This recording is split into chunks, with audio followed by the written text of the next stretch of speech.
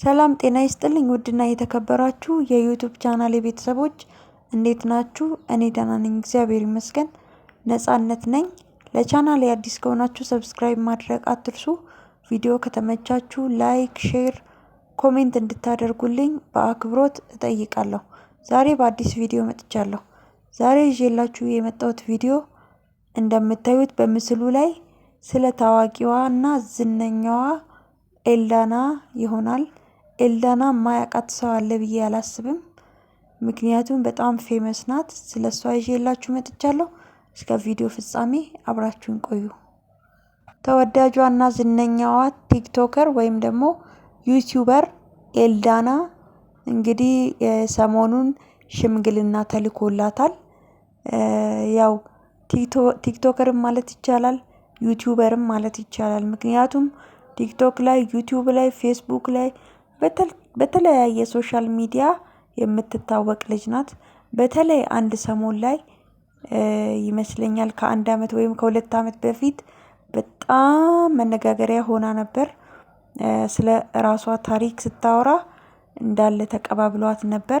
በዩቲዩብ፣ በቲክቶክ፣ በፌስቡክ በተለያዩ ሶሻል ሚዲያ በተባለ ነገሮች ሁሉ መነጋገሪያ ሆና ሰዎች ሲቀባበሏት እንደነበረ ሁላችንም እናስታውሳለን።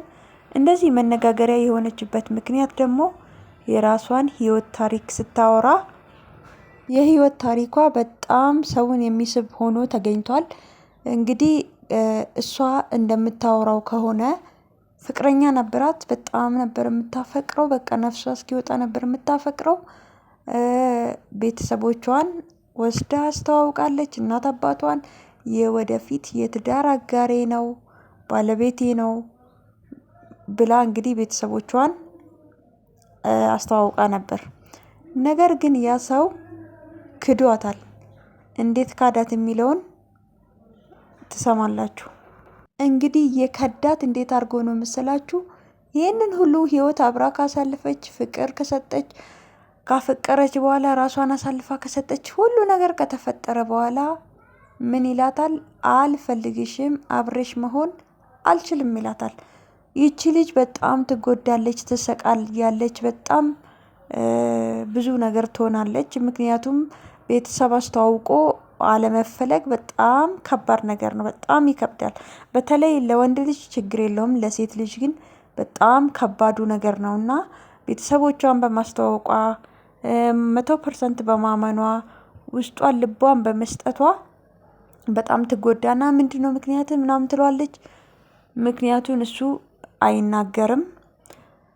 ምንም ምክንያት የለኝም ነው የሚላት። እንግዲህ ከዛ በኋላ ኢንስታግራም ላይ የእሷም ፍሬንድ የሆነች አንዲት ሴት ስቶሪ ታደርጋለች። እንግዲህ ኤልዳና ስቶሪውን ከፈት ማድረግ ስቶሪውን ከፈት ስታደርገው አጅሬቷ ልጅቷና ፍቅረኛው የነበረው አብሮ ፒክቸር ታያለች። ያ ፒክቸር ደግሞ ያው ፍቅረኛሞች የሚያደርጉት አይነት አክት አድርገው ነው እንግዲህ ስቶሪ ላይ የፖስተችው። በዛ ላይ ደግሞ ጽሁፍም አለው ነው እንግዲህ እሷ እንደምትለው ፍቅረኛሞች የሚጻጻፉት አይነት ካፕሽን አለው ማለት ነው እንትኑ ላይ ስቶሪው ላይ።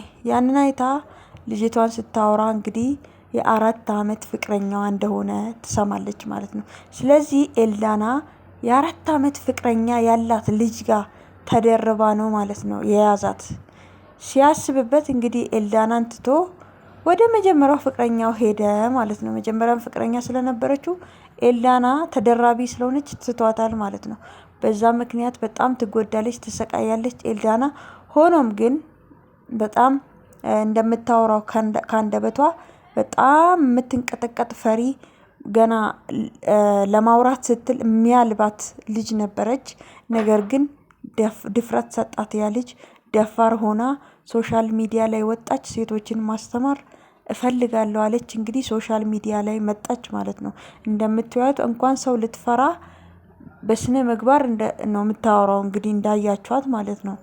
ያ ሁሉ ጉዳት ስለደረሰባት ጠንካራ አርጎ ሰራት ያ ልጅ ማለት ነው። ጠንካራ በመሆኗ አሁን በዚህ ሰዓት ሶሻል ሚዲያ ላይ እየወጣች በርካታ ምክሮችን ትሰጣለች። ስለ ፍቅር በጣም ትመክራለች። እኔ ራሱ ኢቭን እከታተላት ነበር። የፍቅር ምክር ስትሰጥ፣ የትዳር ፍቅር ምክር ስትሰጥ በጣም ነበረ የምንከታተላት። እንግዲህ እንኳን ልታገባ ፌሚኒስት የምትሆን ነበረ የመሰልን። ጭራሽ ማግባት ራሱ የምታስብ አይመስለንም ነበር። ነገር ግን አግብታለች። እንግዲህ በተለይ ደግሞ ሴት ልጅ ለባሏ መገዛት አለባት፣ ወንድ ልጅ የቤቱ ራስ ነው ስትል በጣም ነው የተጎዳ ሰው ራሱ አትመስልም። እንደዛ ክዷት አሁንም ለወንድ ልጅ ያላት ሪስፔክት በጣም ነበር የሚገርመኝ። የተካደ ሰው እኮ የወንድ ልጅ ጥላቻ ነበር የሚኖረው። እሷ ግን ሴት ልጅ ለወንድ ልጅ መገዛት አለባት፣ ወንድ ልጅ የቤቱ ራስ ነው እያለች ነበር የምትመክረን የነበረው። እንግዲህ ሰሞኑን አግብታለች። ያገባችው ሰው ደግሞ ፓስተር ነው። እንግዲህ ፓስተር ይሁን መጋቢ አይዶን ነው፣ ብዙም እርግጠኛ አይደለሁም ስለማላቅ ማለት ነው። እኔ ኦርቶዶክስ ስለሆንኩ የሌላውን ማድረግ ስለማላቅ፣ ግን አስተማሪ እንደሆነ አውቃለሁ። ሜሎስ ይባላል። ቲክቶክ ላይ ረጅም ጊዜ ከታተለው ነበረ። ቢያንስ 2 ዓመት ይሆነኛል እኔ ራሱ ካወቁት። ረጅም ጊዜ ሶሻል ሚዲያ ላይ የቆየ ሜሎስ የሚባል ግለሰብ ወይም መጋቢ ወይም ፓስተር እሱን ጠብሳ እንግዲህ ተጋብቷል። ሲያወራ ነበር እንግዲህ ትላንትና በቲክቶክ ገጹ ላይ ሲያወሩ እኔና ኤልዳና እንግዲህ ፍቅር ጀምረናል፣ ሽምግልና ልክ ያለው ብሏል። ሶሻል ሚዲያ ቲክቶክ በርካታ ሰዎችን አስተዋውቆኛል፣ በርካታ ብሏል። እንግዲህ ከበርካቶቹ መሀል ደግሞ ከምንም በላይ የሆነችው ልዕልቷን ኤልዳናን አስተዋውቆኛል ብሏል። እንግዲህ የተዋወቁት በቲክቶክ ነው። በቲክቶክ ተጣበሱ፣ ለቁም ነገር በቁ። ከተጣበሱ ከአመት በኋላ ለቁም ነገር በቁ። ሽማግሌ ላከ። በኢትዮጵያችን ወግ ማዕረግ በክብር እንግዲህ ሊያገባት ሽማግሌ ተልኳል። እንደምታዩት በጣም በዲሲፕሊን ነው እንግዲህ ልጅቷ የኢትዮጵያ ሀበሻ ልብሶችን ምኖችን ለብሳ በዲሲፕሊን በጠበቀ መልኩ ነው ሽምግልና ራሱ የተላከው። የሀገራችንን ባህል በለቀቀ መልኩ አይደለም፣ የሀገራችንን ባህል ጠብቆ ነው እንግዲህ ሽምግልና የላኩት። መልካም የትዳር ዘመን ይሁንላችሁ። እግዚአብሔር አምላክ ትዳራችሁን ይባርክ እላለሁ። እኔ በጣም ነው መወዳት ኤልዳናን፣ በጣም ማለት ነው። እንደዚህ ተጽናንታ እንደዚህ ባል ለማግባት ስለበቃች ስላየኋት እጅግ በጣም ውስጤ ተደስቷል። የእውነት ነው የምላችሁ፣ ከልቤ ተደስቻለሁ። ምክንያቱም እኔ ራሱ የእሷን ምክሮች በመስማት ብዙ ነገሮችን ተጠቅሜ ስለነበር በጣም ነው መወዳት። ለዚህ ክብር ስለበቃሽ እህቴ ኤልዳና እጅግ በጣም ደስ ብሎኛል። መልካም የትዳር ዘመን እንዲሆንላችሁ ምኞቴ ነው። መልካም ጋብቻ ይሁንላችሁ። ውድ ተመልካቾቼ ስለተከታተላችሁኝ እጅግ በጣም ከልብ አመሰግናለሁ። ቪዲዮውን ላይክ ማድረግ አትርሱ። ሼር እንዲሁም አስተያየት ኮሜንት ጻፉልኝ። መልካም ጊዜ